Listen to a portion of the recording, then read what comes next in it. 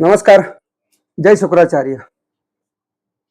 सर्व शुक्र भक्तांना एक नम्र विनंती आहे की आपण सालाबाद प्रमाणे दरवर्षी महाशिवरात्रीचा उत्सव पार पडल्यानंतर सर्व शुक्र भक्तांसाठी भंडाऱ्याचं किंवा महाप्रसादाचं आयोजन करत असतो.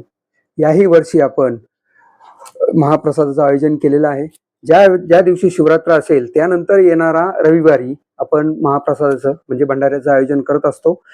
यावेळेस शिवरात्र 15 फेब्रुवारी नेमकी रविवार रोजी आल्यामुळे महाप्रसादाचं आयोजन आपल्याला रविवारी 22 तारखेला आपण केलेलं आहे.